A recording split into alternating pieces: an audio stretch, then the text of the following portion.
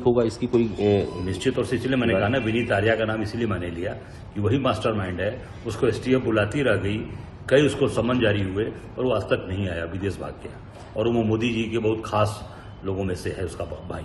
तो मुझे लगता है कि ये भी संदेह के घेरे में है और निश्चित तौर से मुझे लगता है कि इसमें भी कहीं ना कहीं चीज़ें बहुत कहीं ना कहीं इसमें लोगों का एक संदेह है और लोगों के मन में भाव है कि ये भी कहीं ना कहीं चीज़ें केवल, और उपचुनाव है, उपचुनाव के लिए ही ये बहुत बड़ी संख्या में नौजवानों को फिर पर्चा भराएंगे, फिर परेशान करेंगे, फिर अब देखिएगा केवल उपचुनाव में वोट लेने के लिए ये भ्रमित किया जा रहा है। लीक नहीं होगा इसको लेकर के कुछ आश्वस्त लग रहे हैं? कह रहा हूं कि विनीत आर्या है बाहर ना, लीक हो सकता है। अरे वो मास्टरमाइंड है, बाहर भगा हुआ है, उसको पकड़ के पहले ले आए।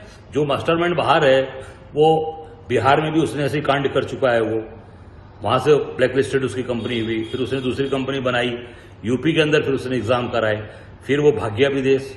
और अभी मेन मास्टरमाइंड जब बाहर है तो कैसे कहा जा सकता है कि ये पूरी तरीके से पारदर्शी और पूरी तरीके से ये सुरक्षित रही एग्जाम? ये मैं निश्चित तौर से चौकस व्यवस्था की बात, कोई इतना भी चौकस व्यवस्था कर लें, जब मेन मास्टरमाइंड जो इसकी जानकार है, जो लोगों से कांटेक्ट है, वो कैसे कर पाएंगे? मुझे लगता है कि ये केवल उपचुनाव के लिए सारा खेल चल रहा है कि 10 सीटों पर जो चुनाव हो रहा है वो अपनी सीट कैसे बचा लें, पर कुछ भी कर लें, जनता इनसे उब चुकी है, जनता इनको 10 की 10 सीटें बुरी तरीके से हराएगी। आप उनसे 4 लाइन बनवा के मेरे व्हाट्सएप पे भेज दीजिए, ठीक है? अध्यक्ष जी, केशव मौर्य जी और योगी जी की जो बीच की जो तल्खियां चल रही थी, आज वो बड़ा तारीफ की है योगी जी की कि योगी जैसा श्रेष्ठ मुख्यमंत्री नहीं है हमारा। देखिए, इसके पीछे पूरी तरीके से मैं इतना ही कहना चाहूँगा, सब राजनीतिक फायदा लेने का केवल और केवल ये सब कारण है। क्योंकि जहाँ तक मैं जानता हूँ कि केशव मौर्य जी जो चुनाव हारे, उसमें किसकी भूमिका थी, क्या थी, पूरी तरीके से वो जो है बुरी तरीके से केशव मौर्य उससे बहुत ज़्यादा परेशान थे, चुनाव हारे वहाँ।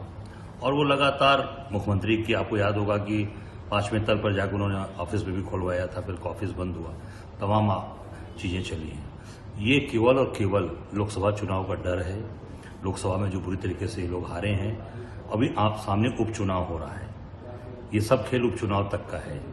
उपचुनाव के लिए कैसे हम सीटें अपनी बचा ले जाएं, कैसे हम जीत लें, ये योगी जी की तारीफ करेंगे, योगी जी इनकी तारीफ करेंगे, फिर देखिएगा विधानसभा के दौरान ये सारी चीजें अलग अलग हो जाएंगी। क्योंकि ये पूरी तरीके से राजनीतिक केवल फायदा लेने के लिए ये केवल एक दूसरे की बड़ाई और प्रशंसा की जा रही है। मौर्य जी योगी जी में कुछ चल रहा है, कुछ खिचड़ी पक रही है, कुछ ऐसा लग रहा है? ये तो बहुत दिन से चल रहा है, कोई आज का तो मामला है नहीं, ये तो बड़ा पुराना मामला है।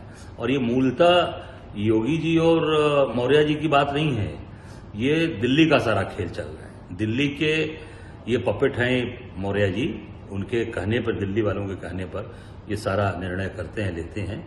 और निश्चित तौर से वो लड़ाई दिल्ली और योगी की लड़ाई है। ये विधानसभा उपचुनाव तक सारा मामला ठंडा पड़ा है, फिर देखिएगा बड़ी तेजी इसमें आ जाएगी, क्योंकि 10 सीट हारने जा रहे हैं। पुलिस भर्ती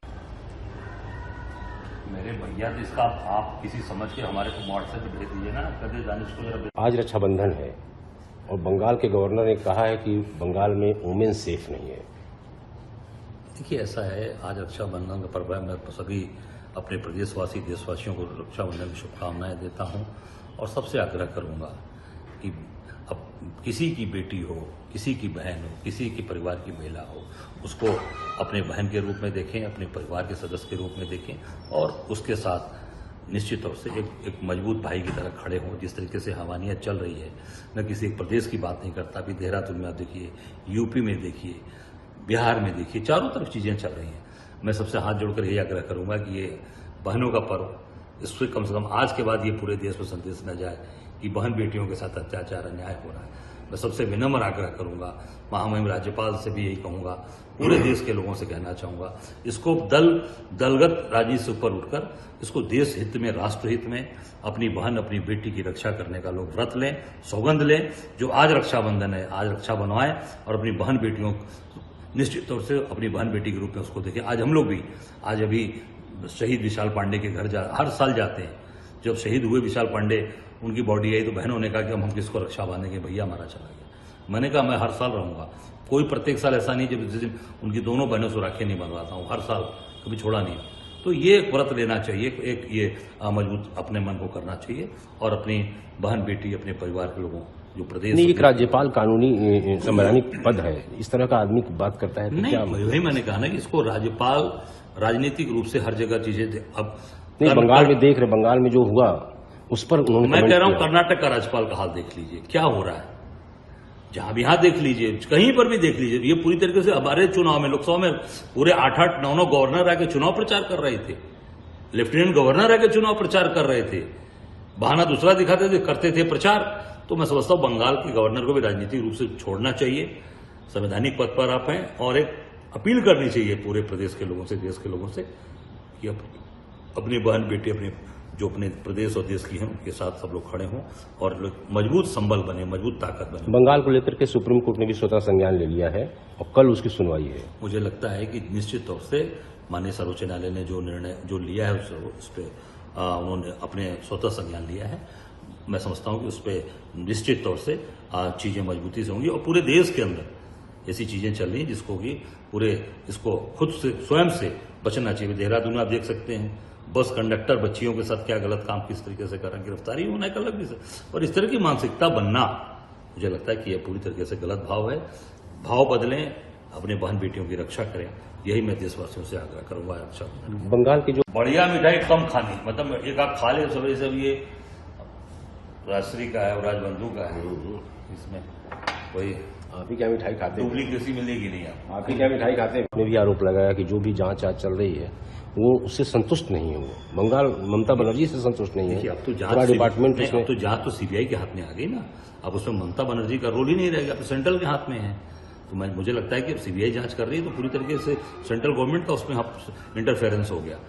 तो जो भी जांच हो रही है वो सेंट्रल की निगरानी में हो रही है, गवर्नमेंट ऑफ इंडिया की निगरानी में हो रही है। कार्ड बटेंगे छात्रों के और बड़ी सारी सुविधाएं देने की बात योगी सरकार कर रही है कि आना जाना फ्री होगा, बच्चों को सुविधाएं दी जाए, एक्स्ट्रा बसें चलाई जा रही हैं, किसी तरह की कोई दिक्कत ना हो। देखिए ये सब फिर मैं कहना चाहूंगा, सामने उपचुनाव, इसलिए उपचुनाव घोषणा नहीं किया ना इन्होंने, ये 2 स्टेट के साथ उपचुनाव इसलिए नहीं कराया कि ये पूरा एग्जाम कराएंगे, जनता फिर नौजवानों को बेवकूफ बनाएंगे और फिर अब देखिएगा क्या स्थिति होगी कि अब जितने भी एग्जाम हुए सब लीक हो गए। अब लीक की क्या स्थिति बनेगी आप समझ सकते हैं। और जो मेन इसका जो कल्पिट है, जो मेन इसका सूत्रधार है, वो आदमी मेन आदमी है कौन? विनीत आर्या। विनीत आर्या है। विनीत आर्या पूरी तरीके से वो बाहर निकल चुका है। जब तक मेन आदमी को नहीं पकड़ेंगे तो मैं समझता हूं कि ये चीजें कहीं ना कहीं एक संदेह के घेरे में रहेगी, क्योंकि वो व्यक्ति विदेश चला गया, विदेश भाग गया, संदेह के घेरे में रहेगा। इस न्यूज नेशन अब व्हाट्सएप पर खबरों के ताजा अपडेट के लिए न्यूज नेशन के इस QR कोड को स्कैन करें।